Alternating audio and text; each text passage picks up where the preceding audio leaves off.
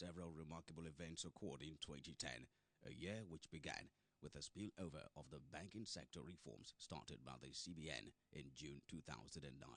This led to the sack of executive management of 9 of the nation's 24 banks out of the 10 that failed the CBN stress test.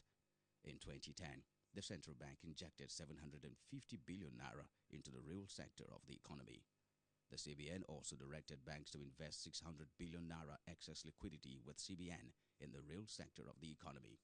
Governor Sanusi Lamido Sanusi said the move will stimulate the sector and grow the entire economy.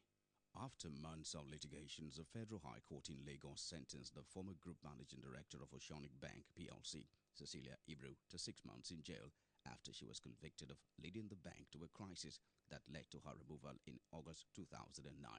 2010 saw the reduction in the number of microfinance banks by 103, courtesy of the regulatory hammer of the CBN. The Asset Management Corporation of Nigeria, AMCON, was initiated to take over the bad loans and assets of troubled banks. AMCON has started the process of soaking the estimated 3 trillion naira non-performing loans floating in the books of Nigerian banks. The naira maintained a stable exchange rate throughout 2010, the naira averaging 150 naira per dollar, but the stability was as a result of significant support from the central bank at the expense of the foreign reserves. The federal, state and local government shed 5.068 trillion naira in 2010. The Securities and Exchange Commission SEC, on the night of August 4, 2010, sacked Professor Ndi Okereke Onyike, bringing to an end her 10-year leadership at the NSC, which she joined as a manager in 1983 from the New York Stock Exchange. She was accused of condoning insider abuses, alleged mismanagement of about 11 billion naira, and manipulations that eventually led to the crash of the market. Her eventual removal was as a result of leadership crisis, which involved her and Alhaji Aliko Dangote. She was replaced by Emmanuel Ihazobo.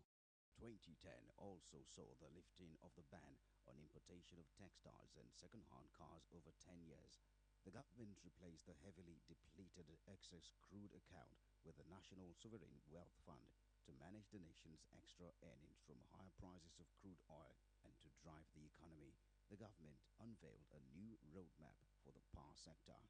The reform of the power sector is clearly a critical requirement for the realization of the nation's economic aspirations. President Goodluck Jonathan presented a 4.226 trillion naira budget proposal for 2011 to the National Assembly on Wednesday, December 15, while giving the economy a pass mark. President Jonathan explained that the proposed budget would focus on the implementation of the first phase of Vision 2020, aimed at making Nigeria one of the 20 leading economies in the world.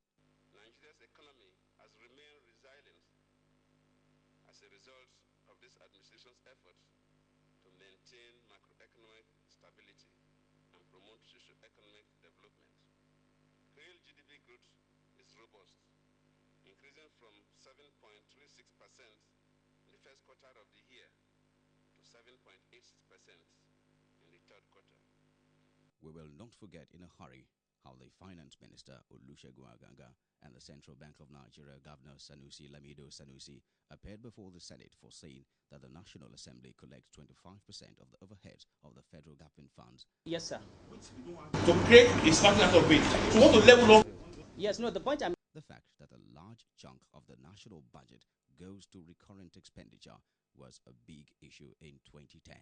In a country where there's no road, where there's no electricity, where there's no security of life and property, the generality of the masses do not feel the impact of the recurrent expenditure because it's expenses made in running the government.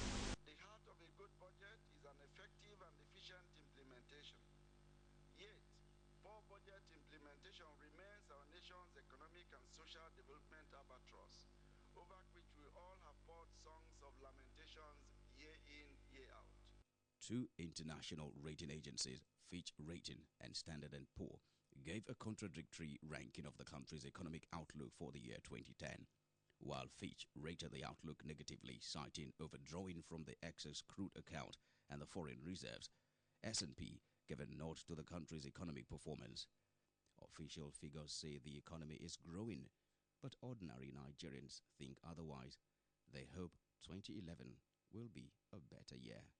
Nesta Sani, STV News.